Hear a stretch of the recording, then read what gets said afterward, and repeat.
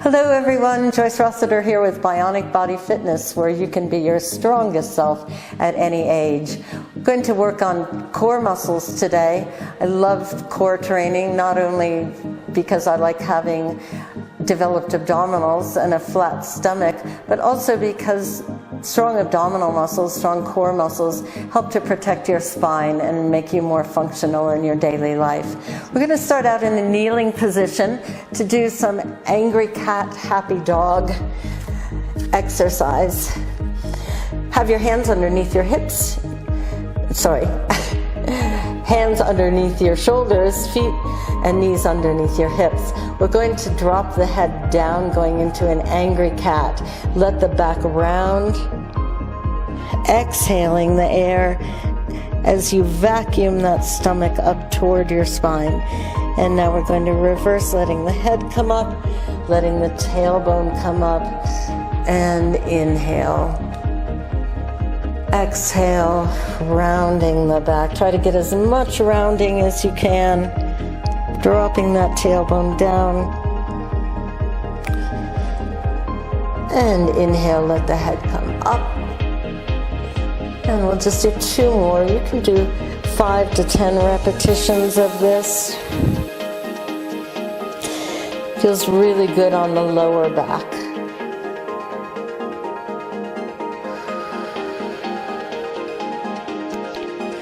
Breathing is very important for getting a full contraction and release.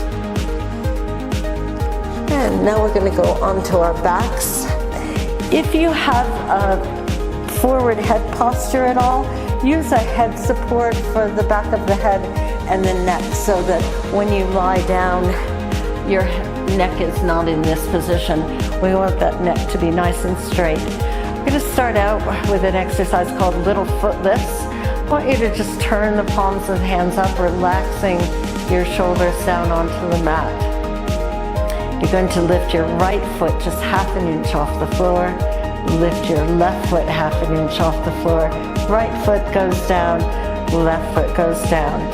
As you lift that second foot off the floor, make sure that you don't get a big jarring or arching in that lower back. I'm going to do 10, starting with my right foot. You can also just bring your hands up. Makes it slightly more challenging.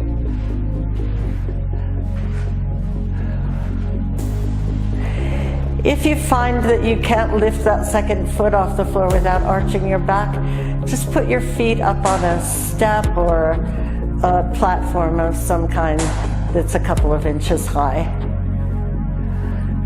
And then we're going to change and start with the left foot first. Every time I put my feet back down, I'm adjusting back into that neutral spine position. It looks like I'm not doing anything right here, but it is quite a bit of work for the abdominal muscles.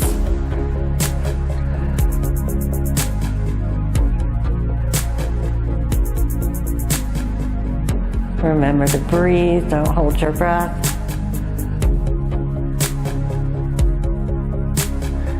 And now I'm going to bring my legs up to a tabletop position, so the shins are the table.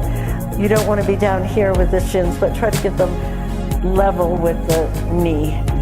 And I'm going to lower my right leg down and up, just barely touching the floor, lifting the leg back up with the abdominal muscles. And now I'm going to lower both legs and up. As you lower both legs, be very aware of the position of the pelvis. As soon as I start to feel that angle of the pelvis change, I know that it's time for me to stop and come back up. We're trying to train the abdominal muscles to stabilize the pelvis. And now I'm going to change and do left leg first.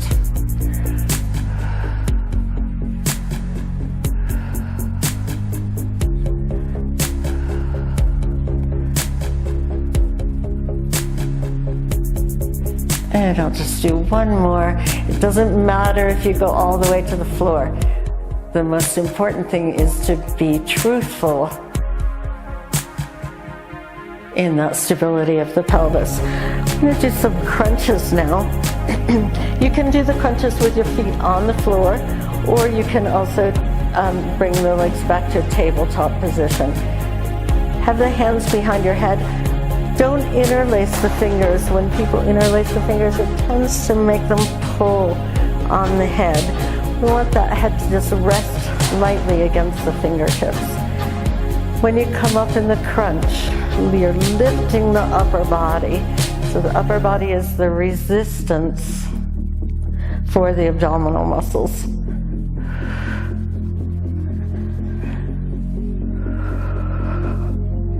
I'm breathing out as I come up, inhaling as I go down. I want to get maximum contraction in that whole abdominal wall.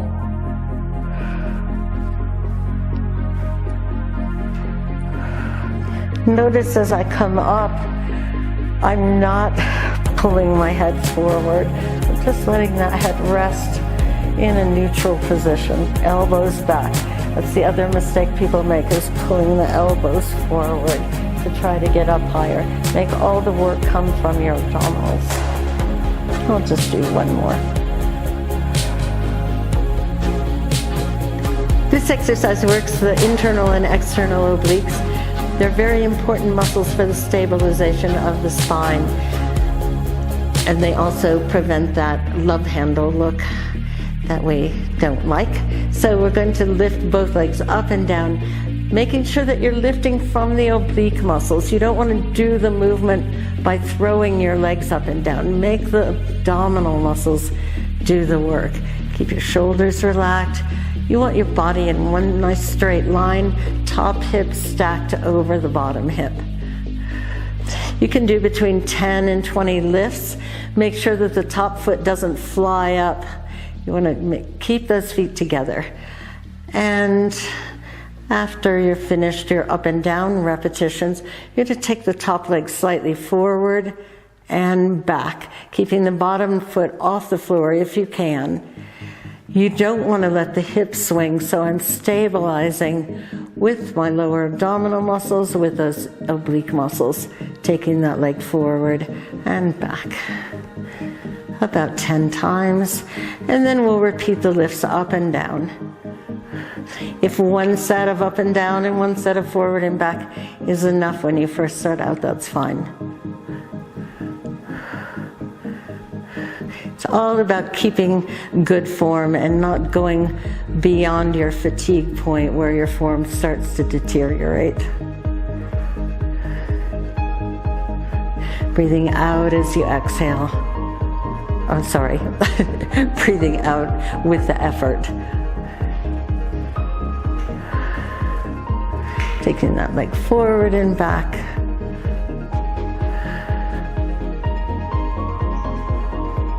Making sure that the pelvis doesn't swing. We're stabilizing the pelvis.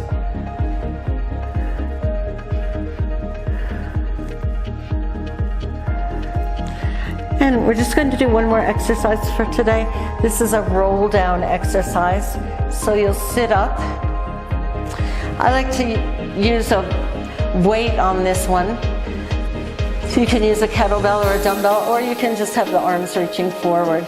The legs can either be bent or straight. It's a little bit more of a challenge with the legs straight. The most important thing is to only roll down as far as you can go without having to jerk to get back up. So I don't want to go all the way down and then have to throw my body to get back up.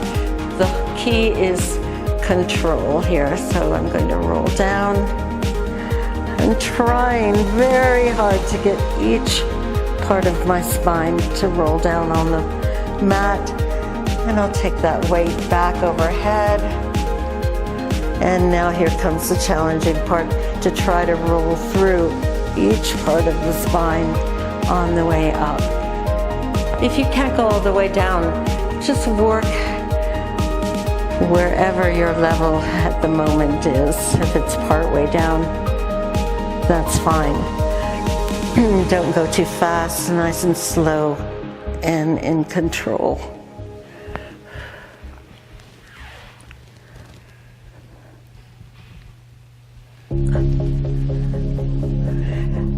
When you take the arms back overhead, make sure that you don't do an arch in the lower back.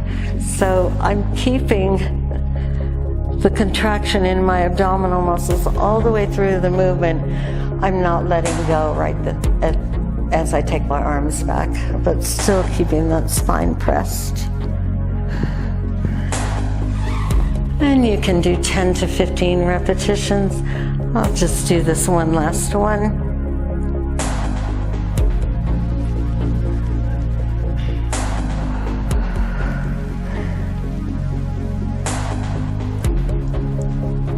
And up.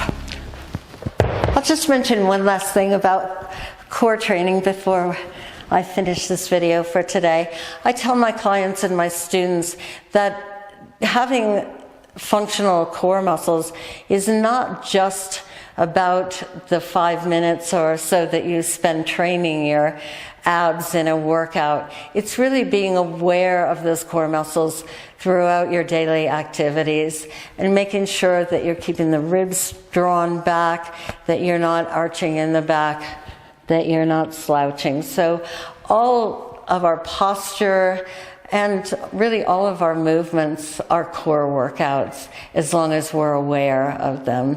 Thank you for watching. Give me a thumbs up if you like the video, and please subscribe to my channel. See you next time.